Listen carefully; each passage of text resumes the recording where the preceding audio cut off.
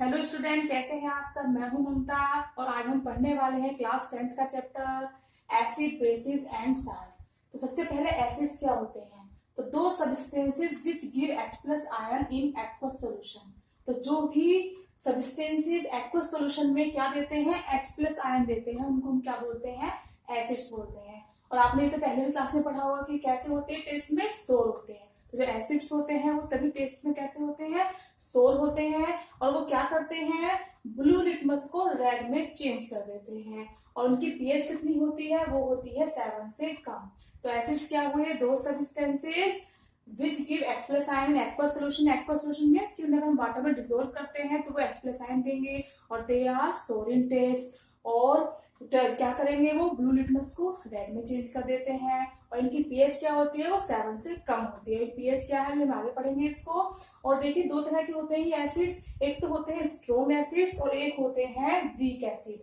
तो जो strong acid होते हैं एग्जांपल है HCl, HNO3 यानी कि hydrochloric acid, nitric acid, sulphuric acid.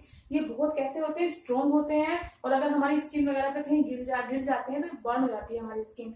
तो ये जो है बहुत ही हार्मफुल होते हैं। और जो वीक एसिड है ये इतना नुकसान नहीं देते हैं। और ये नेचुरल चीजें जैसे कि सिट्रस है, सिट्रस फ्रूट्स होते हैं उनमें मिलते हैं ये, या कर्ड है। तो जितने भी नेचुरली अकरिंग होते हैं ये वीक एसिड्स, तो ये सब कैसे होते हैं, हमारे लिए इतने हार्मफुल नहीं होते हैं। फिर हम इनकी जो है कंसंट्रेशन के बेसिस पर इनको दो में डिवाइड करते हैं। तो एक होता है कंसंट्रेटेड एसिड और एक होता है डाइल्यूट एसिड। कंसंट्रेटेड एसिड का मतलब क्या है कि इसमें वाटर जो है वो कम है। तो अगर वाटर कम होगा इसमें तो इसकी कंसंट्रेशन एसिड की ज्यादा होगी, तो ये हमारे लिए बहुत डेंजरस होता है। तो इसको हमें जो है ऐसे ही इसको टच नहीं करना चाहिए और ना ही इसको हम ऐसे यूज कर सकते हैं। तो लेबोरेटरी वगैरह में भी इसको काफी जो है मतलब रखा जाता है वो प्रिकॉशन के साथ, ताकि हर एक को इसको इस्तेमाल ना कर पाए। और डाइल्यूट जो होता है इतना हार्मफुल नहीं होता है क्योंकि इसे वाटर की अमाउंट जो है वो ज्यादा होती है, तो ये कम हार्मफुल होता है। और नेक्स्ट है बेसिस। तो दो substances which gives OH minus ion. जैसे कि आपने पढ़ा था कि एसिड्स कैसे आयन देंगे, H प्लस आयन देंगे। तो ऐसे ही जो बेसिस होते हैं वो देते हैं OH minus ion in aqueous solution.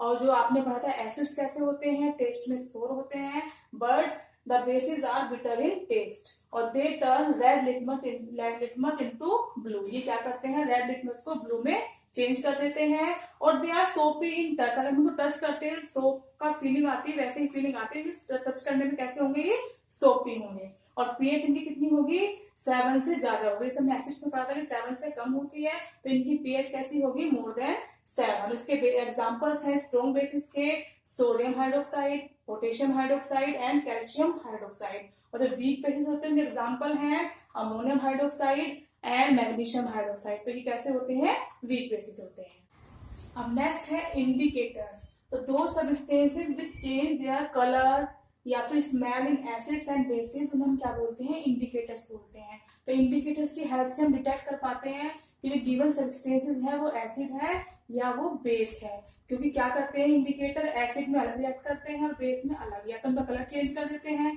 या फिर स्मेल उनकी चेंज हो जाती है। तो उससे हम पता लगा लेते हैं कि जो गिवन सब्सटेंस है वो एसिडिक है या फिर बेसिक है। तो इंडिकेटर्स के टाइप्स होते हैं। तो देखिए 3 टाइप्स के इंडिकेटर्स होते हैं। तो पहला है नेचुरल इंडिकेटर्स। तो दो सब indicator which found in nature. तो जो हमें नेचर में मिलते हैं इंडिकेटर, उनको हम क्या बोलते हैं, नेचुरल इंडिकेटर बोलते हैं। एग्जाम्पल है जैसे कि टर्मरिक है या फिर लिटमस है। तो टर्मरिक जो होता है वो भी एक नेचुरल इंडिकेटर है। इसका अपना कलर कैसा होता है, येलो होता है। तो अगर हम इसमें एसिड में टेस्ट करते हैं तो जो कलर है इसका वो येलो ही रहेगा, चेंज नहीं होगा। लेकिन अगर सोल्यूशन कैसा है, वो बेस है, बेसिक सोल्यूशन है, तो कलर इसका चेंज हो जाएगा, रेड कलर का हो जाएगा। जैसे आपने देखा होगा कि आपके कपड़ों पे दाग लग जाता है हल्दी का, तो उस पर हम अगर साबुन लगाते हैं तो वो रेडिश हो जाता है। तो इसका मतलब सोप क्या है, वो बेस है। तो बेस ने उसका कलर चेंज कर दिया है, किसमें, रेड में कर दिया है। ऐसे ही लिटमस पेपर है दूसरा एग्जाम्पल। तो लिटमस जो होता है वो हमें किससे मिलता है, लाइकेन एक प्लांट है, तो उससे हम एक्सट्रैक्ट करते हैं, तो वो लिटमस हमें पर्पल कलर का मिलता है। तो उस लिटमस से हम क्या करते हैं, स्ट्रिप बना लेते हैं। तो हम 2 कलर की स्ट्रिप जो मार्केट में अवेलेबल है, तो रेड होती है, ब्लू होती है। तो हम फिर टेस्ट कर सकते हैं इसमें। अगर एसिड है तो वो क्या करेगा, लिटमस पेपर को रेड कलर में चेंज कर देगा। और अगर बेस है सोल्यूशन में दिया हुआ, तो वो क्या करता है, वो जो है जो आपकी लिटमस पेपर है उसको ब्लू कलर में चेंज करता है। तो लिटमस से भी हम क्या कर सकते हैं, जो है पता लगा सकते हैं कि जो गिवन सोल्यूशन है इट इज एसिडिक और बेसिक इन नेचर। तो ये दो हैं इसमें नेचुरल इंडिकेटर। नेक्स्ट है सिंथेटिक इंडिकेटर्स, या इसको हम बोलते हैं ह्यूमन मेड इंडिकेटर्स। तो ये हम क्या करते हैं, केमिकल से लैब में तैयार करते हैं, तो इसलिए इसको क्या बोलते हैं, सिंथेटिक इंडिकेटर्स। एग्जाम्पल्स हैं इनके फिनोल्फ्थलीन और मेथाइल ऑरेंज। तो फिनोल्फ्थलीन होता है तो अगर उसमें हम एसिड डालते हैं तो वो कैसा हो जाता है, कलरलेस, और अगर बेस डालते हैं तो पिंक कलर हो जाता है। तो हम कलर के अकॉर्डिंग चेक कर लेते हैं कि जो हमें दिया हुआ सोल्यूशन है वो एसिड है या फिर बेस है। ऐसे ही दूसरा है सिंथेटिक इंडिकेटर, वो है मेथाइल ऑरेंज। तो देखिए अगर एसिड है तो कलर चेंज होता है इसका रेड, और अगर जो है बेस है तो इसका कलर चेंज हो जाता है येलो कलर में। तो इससे हम पता लगा लेते हैं कि जो गिवन सोल्यूशन है वो एसिडिक है या फिर बेसिक है। नेक्स्ट होता है ओल्फैक्टरी इंडिकेटर्स। तो इसमें क्या होता है, इसमें स्मेल का पता चलता है। इंडिकेटर्स जो होते हैं अपनी स्मेल को चेंज कर लेते हैं। एसिड में उनकी स्मेल अलग होती है और बेस में अलग होती है। तो दो substance will change their odour in acidic और बेसिक सोल्यूशन। का एग्जांपल है ओनियन। तो देखिए जो ओनियन होता है अगर एसिड है तो जो ओनियन होता है उसकी स्मेल ऐसे ही बनी रहती है, जो उसकी स्मेल है वो खत्म नहीं होती है। लेकिन जो बेस होता है उसमें इसकी स्मेल जो है वो खत्म हो जाती है। तो हम पता लगा लेते हैं कि जो दिया हुआ सोल्यूशन है वो एसिडिक है या फिर वो बेसिक है। ऐसे ही क्लोव ऑयल यानी कि लौंग का तेल, तो अगर एसिड है तो इसकी जो स्मेल है वो बढ़ जाती है, और अगर बेस है तो इसकी स्मेल जो है वो कम हो जाती है। तो ये ओल्फैक्टरी इंडिकेटर्स होते हैं, तो स्मेल के थ्रू हमें पता लग जाता है। अब हम पढ़ते हैं chemical properties of acids and bases. तो देखिए जब रिएक्शन होगी एसिड की मेटल के साथ तब क्या बनेगा, जब मेटल रिएक्ट करेगा एसिड के साथ में तो साल्ट बनेगा और हाइड्रोजन गैस जो है वो रिलीज होती है। तो देखिए जिंक अगर जो मेटल है रिएक्ट करेगा हाइड्रोक्लोरिक एसिड के साथ तो बन जाएगा zinc chloride which is a salt, और hydrogen gas will be released. ऐसे ही जब बेस रिएक्ट करेगा मेटल के साथ तो क्या बनेगा, तब भी साल्ट बनेगा और हाइड्रोजन गैस जो है वो रिलीज होगी। इसका एग्जांपल है जिंक करता है मेटल है ये सोडियम हाइड्रोक्साइड के साथ विच इज अ बेस, तो क्या बन जाएगा, सोडियम जिंकेट साल्ट बन जाएगा और साथ में हाइड्रोजन गैस जो है वो रिलीज होगी। और इस हाइड्रोजन गैस को हम टेस्ट कर सकते हैं कि कौन सी गैस निकली है, हाइड्रोजन ही है या कोई और है। तो इसको हम पोप टेस्ट से इसको हम चेक करते हैं। उसमें हम क्या करना होता है हमें कि जब ये गैस निकलती है तो उसके पास हम जलती हुई माचिस की तीली ले जाते हैं, तो जो वो गैस के बबल्स हैं तो वो बस्ट साउंड से फटते हैं, तो एकदम पोप साउंड आती है। बस्ट होते हैं पोप साउंड के साथ में, जो पोप साउंड आती है उसी की वजह से नाम पोप टेस्ट रखा गया है। तो एग्जाम में कई बार आता है कि जो पोप टेस्ट है वो हम किस गैस की पता लगाने के लिए करते हैं, तो वो होता है हाइड्रोजन गैस। उसके बाद है reaction of acid with metal carbonate and या फिर मेटल हाइड्रोजन कार्बोनेट। तो जब इनकी हम रिएक्शन कराते हैं मेटल कार्बोनेट की या फिर मेटल हाइड्रोजन कार्बोनेट की एसिड के साथ में, तो क्या बनेगा, वही साल्ट बनता है और कार्बन डाइऑक्साइड गैस रिलीज होगी इस बार और साथ में बनेगा वाटर। तो देखिए इसका एग्जांपल है सोडियम कार्बोनेट है, ये मेटल कार्बोनेट हो गया, और इसके हम कराएंगे एसिड से रिएक्शन तो बन जाएगा साल्ट, कार्बन डाइऑक्साइड गैस निकलेगी और साथ में वाटर बनेगा। या हम कराएंगे सोडियम हाइड्रोजन कार्बोनेट के साथ इसकी HCl की यानी कि एसिड की रिएक्शन, तो भी क्या बनेगा, साल्ट बनेगा, कार्बन डाइऑक्साइड गैस बनती है और साथ में वाटर बनता है। और इसकी जो CO2 गैस की जो टेस्टिंग होती है, फिर ये हम इसे पता लगा सकते हैं कि जो गैस इवोल्व हुई है रिलीज हुई है वो कार्बन डाइऑक्साइड गैस है या फिर कोई और है, तो उसका फिर हम टेस्ट करते हैं। तो देखिए इसमें हम क्या कर सकते हैं, टेस्टिंग जो वहां पर गैस रिलीज हुई है तो वो गैस CO2 है या नहीं है उसका हम टेस्ट कर सकते हैं। तो इसमें क्या करेंगे, जो गैस निकलती है इसको हम पास करते हैं किसके थ्रू, लाइम वाटर के थ्रू। तो देखिए जो लाइम वाटर है कैल्शियम हाइड्रोक्साइड जब कार्बन डाइऑक्साइड से रिएक्ट करेगा तो क्या बन जाएगा, कैल्शियम कार्बोनेट, जो कैसा होगा, मिल्की होगा। तो जो ये कलरलेस होता था किसमें चेंज हो जाएगा, ये मिल्की जो है मिल्की सोल्यूशन में चेंज हो जाएगा। तो इसका मतलब क्या है, कार्बन डाइऑक्साइड गैस यहाँ पर प्रेजेंट है, निकली हुई गैस है वो कौन सी है, कार्बन डाइऑक्साइड है। और फिर अगर उसमें हम एक्सिस डालेंगे CO2 मतलब पास करते रहेंगे रिएक्ट कराते रहेंगे तो फिर क्या होगा, फिर बन जाएगा हमारा कैल्शियम बाइकार्बोनेट, जो फिर से कैसा हो जाएगा, कलरलेस। तो इस टेस्ट से हम पता लगा सकते हैं, इसको लाइम वाटर टेस्ट बोलते हैं, इससे हम पता लगा सकते हैं कि जो निकली हुई गैस है वो कार्बन डाइऑक्साइड है या कोई और है।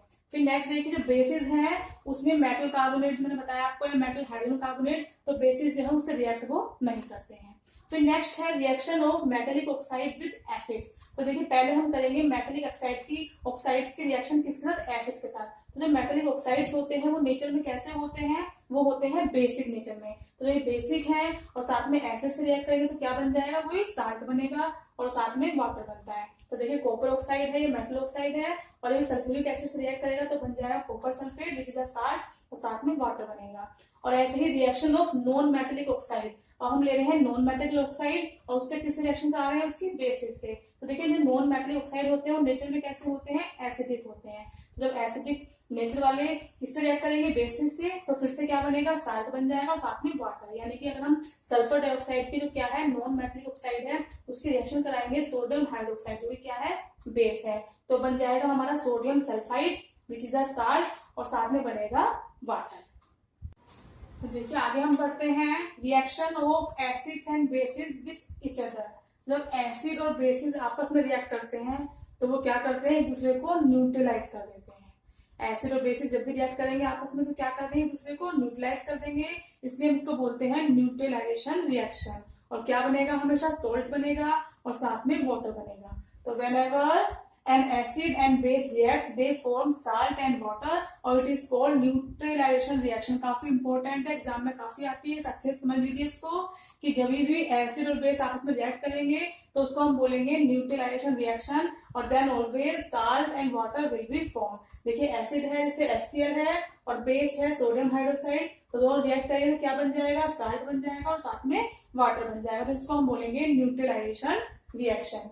आगे देखिए थोड़ी सी इसमें जो जनरल चीजें हैं बता देती हूँ आपको। जो एसिड्स होते हैं उनमें सब में क्या होता है H+ आयन्स होते हैं और ये H+ आयन ही रेस्पॉन्सिबल होते हैं जो इनका एसिडिक नेचर होता है एसिड्स का, तो उस जो H+ आयन है इन्हीं की वजह से इनका एसिडिक नेचर होता है। ऐसे जो बेसिस होते हैं उनमें क्या होता है OH- आयन। जहां भी H+ आयन है समझ जाइए वहां पर क्या है एसिड है, और जहां पर OH- है तो या OH जहां पर आयन प्रेजेंट है तो वहां समझ जाइए कि वहां पे क्या है बेस है। तो जिसमें भी देखिए HCl है, H2SO4 है, HNO3, सब में क्या है H लगा हुआ है, तो ये सब क्या हो गए हैं एसिड हो गए हैं। और इसमें OH लगा हुआ है जैसे कि sodium hydroxide NaOH, potassium hydroxide KOH, तो जहां भी OH लगा हुआ है वहां समझ जाइए आप क्या है बेस है। तो all basis have OH- ions और OH- ion responsible for their basic nature. तो देखिए जो भी एसिड में जो भी होती है प्रॉपर्टीज, जो भी उनकी एसिडिक प्रॉपर्टीज होती है वो किसकी वजह से होती है, इस H+ आयन की वजह से।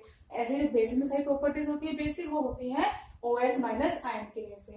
अब देखिए एसिड जो है वो हमें देंगे H+ आयन, तो वाटर में डिसॉल्व करते हैं क्या बन जाता है फिर H3O बन जाता है। तो देखिए HCl जो वाटर से रिएक्ट करेगा क्या बन जाएगा हाइड्रोनियम आयन। तो जब भी ये जो इसमें इसका जो ये जो है H प्रेजेंट है तो वो क्या करता है वाटर का मिलकर क्या करता है हाइड्रोनियम आयन, क्योंकि जो H+ है वो अकेले एग्जिस्ट नहीं कर सकता है, तो इसलिए वो क्या करता है वाटर से मिलकर क्या बनाता है हाइड्रोनियम आयन बना लेता है।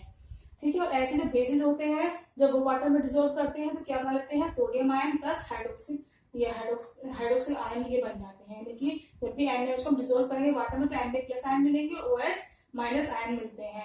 और जो बेसिस डिसॉल्व होते हैं वाटर में, जो वाटर में डिसॉल्व हो जाते हैं बेसिस, उनको हम बोलते हैं एल्कलीज। ये भी आपकी टर्म काफी आती है कि एल्कलीज क्या होता है, तो एल्कलीज क्या होते हैं, वो बेसिस होते हैं जो वाटर में डिसॉल्व हो जाते हैं। तो देखिए हमने इसमें काफी चीजें कवर कर ली है, एसिड है, बेसिस है, केमिकल प्रॉपर्टीज है। अब जो इस चैप्टर में टॉपिक्स रह गए हैं वो मैं नेक्स्ट वीडियो में बनाने वाली हूँ। तो इस वीडियो में आपको कोई अगर कंफ्यूजन है तो you can write me in comment section में, आप मुझे लिख सकते हैं कि अगर आपको कोई प्रॉब्लम है। और आई होप कि आपको चैप्टर समझ में आ गया हो, और जो इसके रिमेनिंग टॉपिक है वो मैं आपको नेक्स्ट वीडियो में शेयर करती हूँ। इसके 2 पार्ट बनाती हूँ, बनाए हैं मैंने, बनाऊंगी मैं। तो ये पार्ट है और सेकंड पार्ट और बनेगा इसका, तो ये चैप्टर आपका कंप्लीट हो जाएगा। और अगर आपको ये मेरी वीडियो पसंद आई हो तो इसको प्लीज लाइक करिए ताकि मैं इस तरह की वीडियो आपसे शेयर करती रहूँ। और अगर अब तक चैनल आपने सब्सक्राइब नहीं किया है तो चैनल को सब्सक्राइब कर दीजिए ताकि आपको मेरी वीडियोस मिलती रहे। And thank you for watching my video.